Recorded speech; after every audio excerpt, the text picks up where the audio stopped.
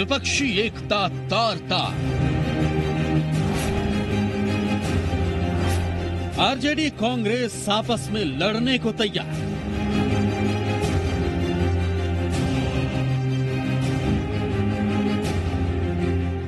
महागठबंधन में अपनों का मझधार।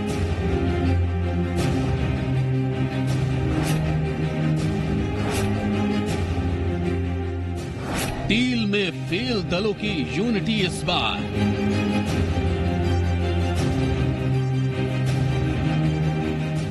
महागठबंधन में जंग जोरदार। नमस्कार, स्वागत आप सभी का। यह वक्त हुआ है खबर झारखंड का। मैं रविंद्र सिंह आपके साथ। झारखंड महागठबंधन में गांठ खुलती नजर आ रही है। एनडीए के खिलाफ एकजुट हुआ महागठबंधन अब अपनों के खिलाफ ही चुनावी मैदान में कूद पड़ा है। चतरा में कांग्रेस और आरजेडी के बीच आखिरी वक्त तक समझौता नहीं हुआ और इसके बाद अब चतरा में आरजेडी कांग्रेस की लड़ाई देखने को मिलेगी, जिससे पूरे गठबंधन की गांठ पर भी साफ असर पड़ सकता है। उधर कांग्रेस नेता फुरकान अंसारी की बेटी शबाना खातून भी महागठबंधन के लिए सिरदर्द बन सकती हैं, क्योंकि गोड्डा से करीब करीब शबाना खातून के चुनाव को लड़ना तय माना जा रहा है। चतरा में नामांकन की दो तस्वीरें देखिए। ये महागठबंधन के घटक दलों की यूनिट पर सबसे बड़े जंग की कहानी बयां कर रही है। 5 अप्रैल को आरजेडी के उम्मीदवार सुभाष यादव ने चतरा से नामांकन दाखिल किया, तो अगले ही दिन यानी 6 अप्रैल को कांग्रेस के उम्मीदवार मनोज यादव ने अपना नॉमिनेशन दाखिल कर दी, जिसके बाद चतरा में अपनों की यलगार पर मुहर लग गई। 5 अप्रैल को चतरा से तेजस्वी यादव ने कांग्रेस से उम्मीदवार नहीं उतारने की अपील भी की थी, लेकिन कांग्रेस आरजेडी को बर्दाश्त करने के मूड में नहीं थी। लिहाजा बिना देर किए हुए कांग्रेस ने मनोज यादव का चतरा से पर्चा दाखिल करवा दिया।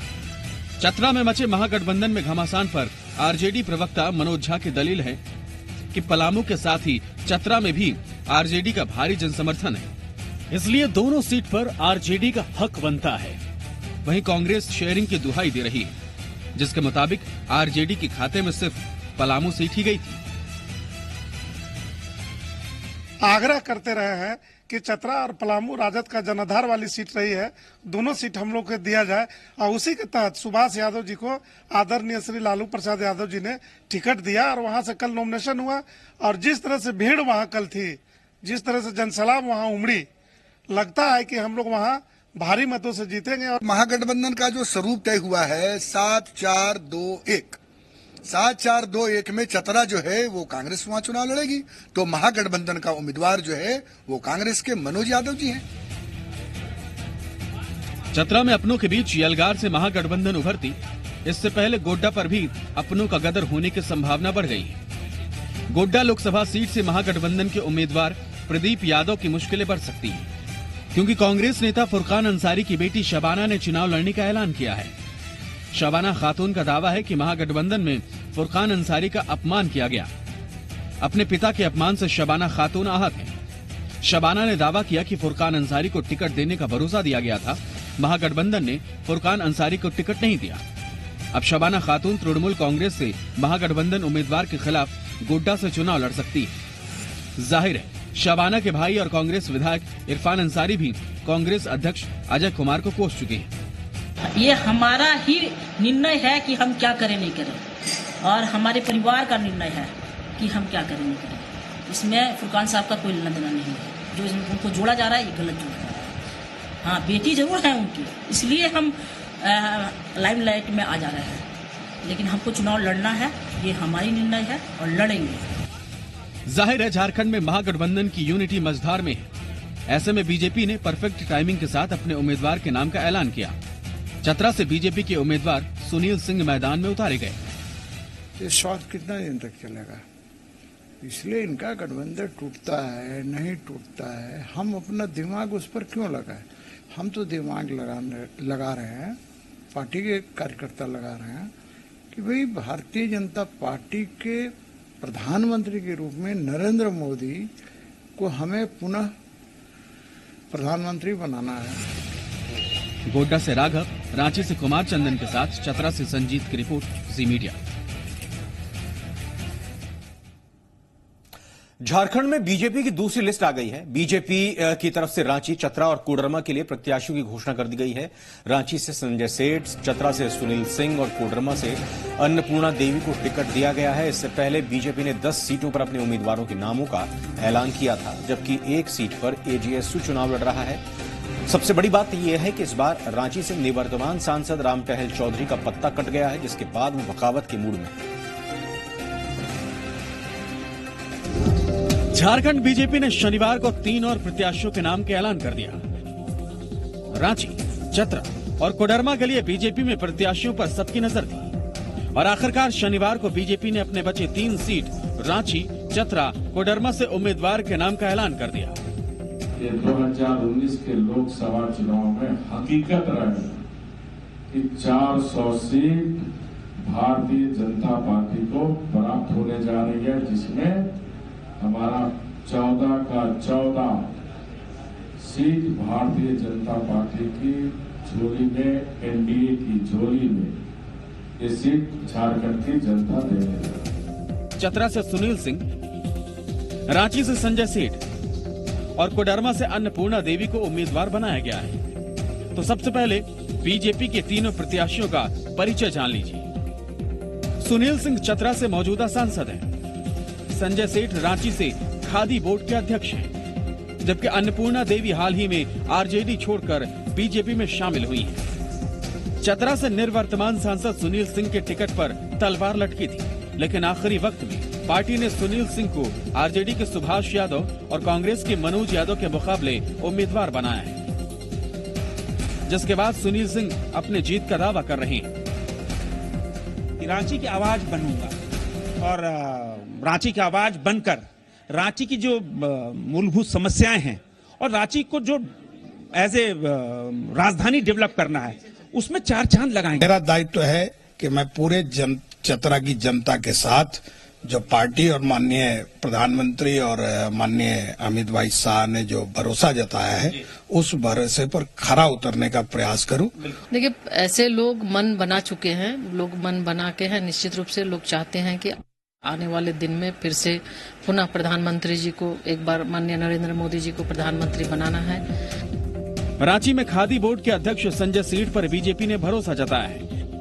वहीं रांची में निर्वर्तमान सांसद राम टहल चौधरी बीजेपी के फैसले से नाराज हैं और निर्दलीय चुनाव लड़ने का ऐलान करके संजय सेठ की राह को मुश्किल बना सकते हैं, जबकि कांग्रेस के सुबोधकांत सहाय पहले से ही मैदान मारने की बात कह रहे हैं। वहीं आरजेडी प्रदेश अध्यक्ष पद छोड़कर बीजेपी में शामिल हुई अन्नपूर्णा देवी को पार्टी ने कोडरमा से टिकट का तोहफा दिया है। कुमार चंदन, जी मीडिया, रांची। प्रधानमंत्री नरेंद्र मोदी ने ओडिशा के सुंदरगढ़ की चुनावी सभा झारखंड के विकास की जमकर तारीफ की है। चुनावी सभा को संबोधित करते हुए पीएम नरेंद्र मोदी ने रघुवर सरकार के कामों की तारीफ की और झारखंड सरकार के काम को सराहा। झारखंड में आज विकास गांव-गांव तक पहुंच रहा है।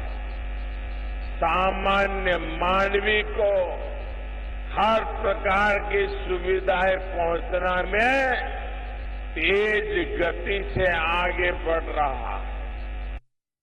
पलामू के रण में इस बार 2 राम हैं। बीजेपी के बीडी राम का आरजेडी के घूरन राम से मुकाबला है और संयोग से दोनों ही प्रत्याशियों ने आज ही नामांकन किया। बीडी राम के नामांकन में पहुंचे सीएम रघुवर दास ने चुनावी सभा की, जहां सीएम रघुवर दास ने बीडी राम की जीत का दावा किया तो विपक्ष को नकारात्मक रवैये पर घेरा, जबकि उज्ज्वला योजना में झारखंड की धमक को भी उन्होंने गिनाया।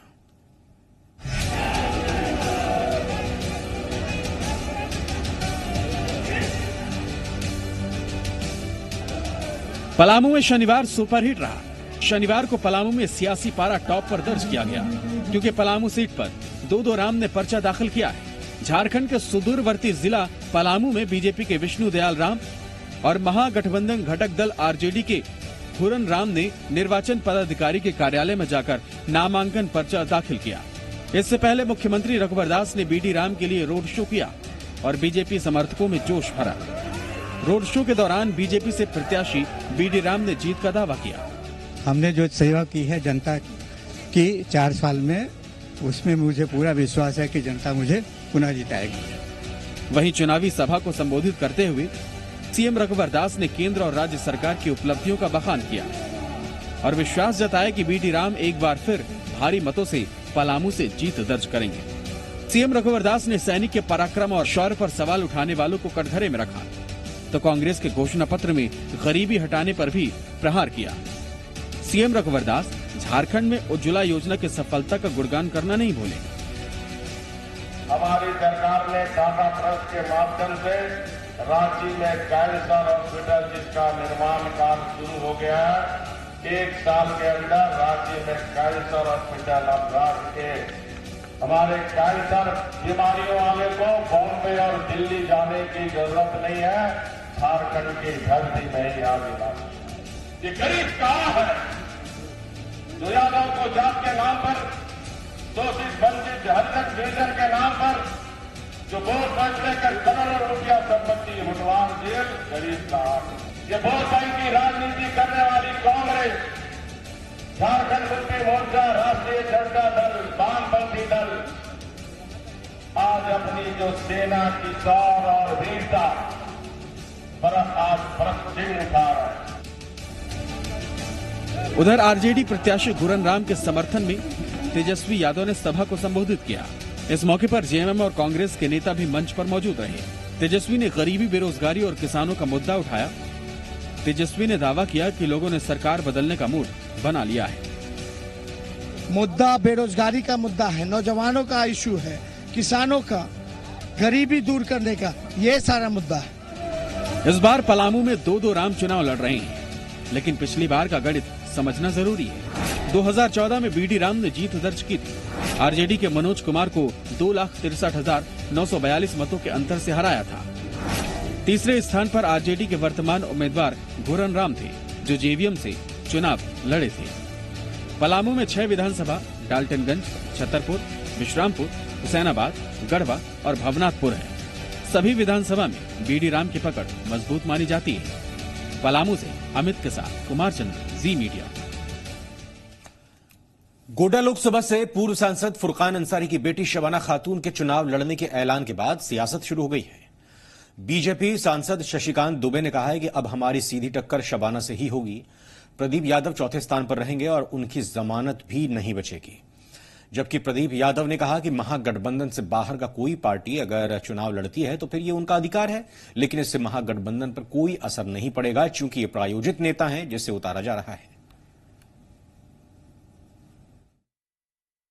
मुझे लगता है कि फुरकान अंसारी साहब की लड़की पिंकी जी चुनाव लड़ेंगी और अपना मुकाबला जो है इस बार घनघोर स्थिति में फुरकान अंसारी जी से भी कड़ा मुकाबला मुझे लगता है कि पिंकी जी से होगा। और जहां तक आप जिसको दूसरे नंबर का उम्मीदवार मान रहे थे या मुकाबला मान रहे थे, वो चौथे स्थान पर रहेंगे और उनकी जमानत जब्त।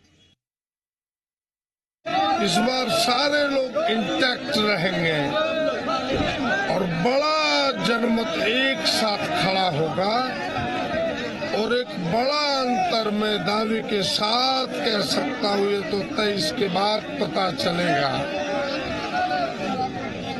कि जितना वोट भारतीय जनता पार्टी के पक्ष में यहाँ गिरेगा नहीं, उससे बड़े अंतर से यहाँ महागठबंधन इस सीट को जीतेगा।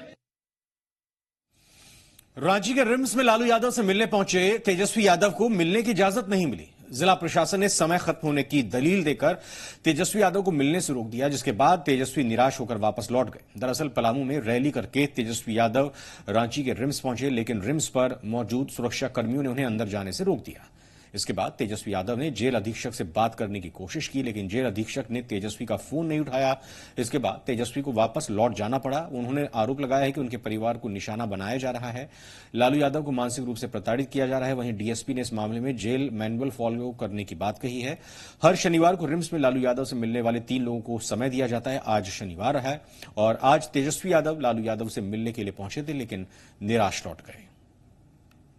साजिश ये है कि हम लोग जो मुलाकात जो करने का जो आज दिन था, वो हम लालू जी से मुलाकात ना कर पाए। एक तो हेलीपैड इतना दूर क्यों, वो हमको जानकारी में नहीं है कि क्या वजह है, जो भी वजह है। लेकिन जब एक्सटेंशन का परमिशन मांगने गए तो 2 घंटे क्यों लगाया गया? पिता जो बीमार है, अस्पताल में है, हम उसको देखने तक नहीं जा सकते। तो ये परमिशन जो है ये देना चाहिए था। अब देखिए, अब झारखंड प्रशासन किस प्रकार का रवैया अपना रही है, क्या है नहीं है, इस चीजों को देखिए पॉलिटिकलाइज नहीं करना चाहिए। ये मुलाकात का टाइम प्रशासन द्वारा फिक्स किया जाता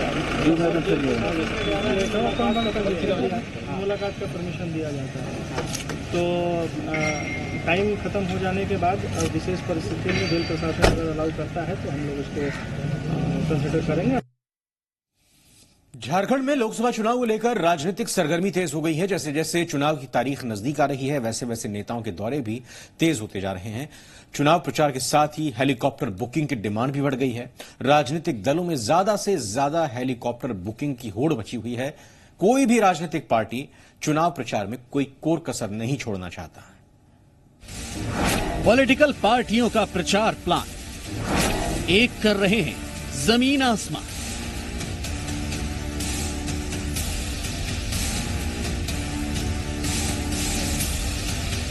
ये इंडिया के लोकतंत्र का महापर्व, ये जनता के पावर का शो, ये नए भारत के निर्माण के चुनाव की झांकियां हैं। इंडिया के लोकतंत्र के महापर्व का उत्साह चरम पर है। कन्याकुमारी से लेकर कश्मीर तक चुनावी सरगर्मी।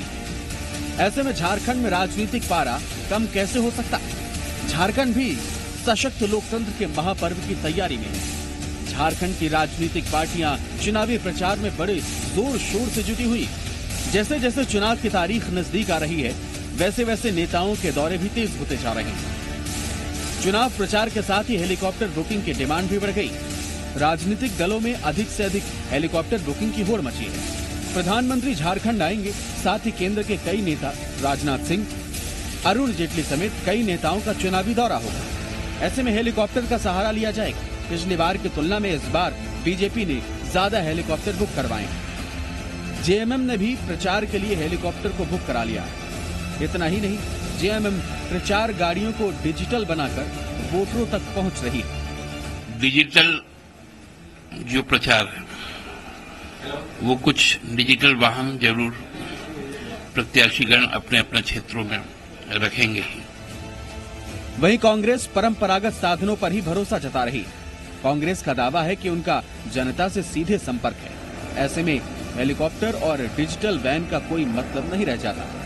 हालांकि सोशल मीडिया के माध्यम से प्रचार करने में कांग्रेस को कोई गुरेज नहीं और वो इस माध्यम का इस्तेमाल भी कर रही है। कहीं भी हम एलईडी वैन और हेलीकॉप्टर के भरोसे चुनाव नहीं लड़ रहे हैं। चुनाव जो हम लड़ रहे हैं जनता जनार्दन के भरोसे लड़ रहे हैं और उनसे हमारा सीधा संपर्क है। हमारे नेता लगातार जाते आते रहे हैं और हम समझते हैं कि जो लोग हवा के माध्यम से चुनाव लड़ना चाहते हैं वो इस चुनाव में कहीं न कहीं हवाई हो जाएंगे। झारखंड लोकसभा चुनाव को लेकर सभी राजनीतिक पार्टियां पूरे दमखम के साथ चुनावी मैदान में उतर चुकी हैं। अब देखना होगा कि किसका प्रचार तंत्र जनता को अपने पाले में करने में सफल होता है।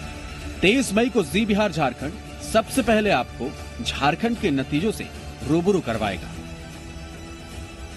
मनीष सिन्हा, जी मीडिया, रांची। घाटशिला के बहरागुड़ा प्रखंड के गुहियापाल गांव में अनुदान पर चल रहे उड़िया भाषा हाई स्कूल को 2 साल से अनुदान नहीं दिया गया है। इसके विरोध में ग्रामीणों ने लोकसभा चुनाव में वोट बहिष्कार करने का फैसला लिया है। बहरागुड़ा में उड़िया भाषा को बढ़ावा देने के लिए उड़िया हाई स्कूल की स्थापना की गई थी। बच्चों और ग्रामीणों के सहयोग से यह स्कूल चलता था। बाद में झारखंड सरकार इसे अनुदान देने लगी, लेकिन 2 साल से सरकार ने अनुदान को रोक दिया है। इससे इन स्कूलों में पढ़ाने वाले शिक्षकों के सामने आर्थिक संकट पैदा हो गया है। हालत यह है कि आज से स्कूल बंद होने की कगार पर पहुंच गए हैं। मांग कर रहे हैं कि हम लोग कुछ दिया जाए, विद्यालय को किसी प्रकार वंचित रखेंगे। अटल बिहारी वाजपेयी टोला टोला में, गांव गांव में विद्यालय खोलने के लिए सर्व शिक्षा अभियान किया, लेकिन आज बहुत दुख की बात है कि विद्यालय के बहुत बड़ा प्रतिष्ठान हम लोग यहाँ का जो सेक्रेटरी लोग जो यहाँ का कमेटी खुला है, आज हम लोग क्या करें इसको।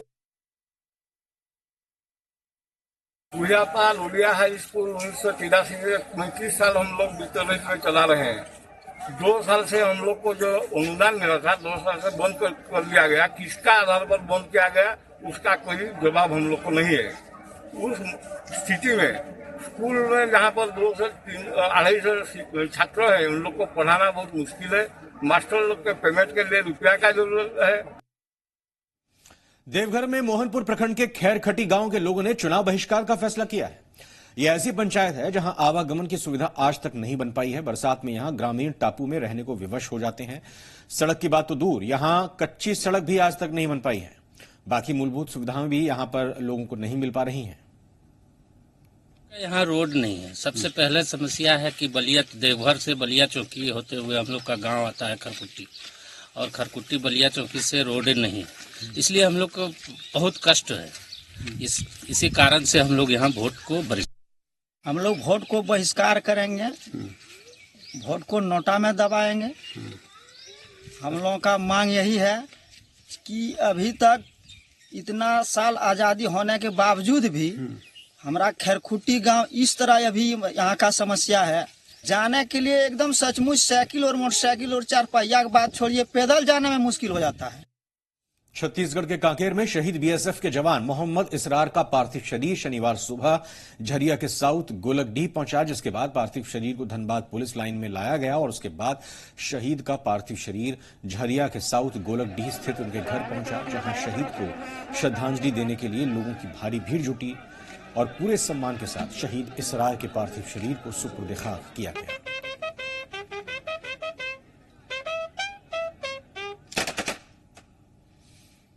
और इसी के साथ खबर झारखंड में फिलहाल इतना है।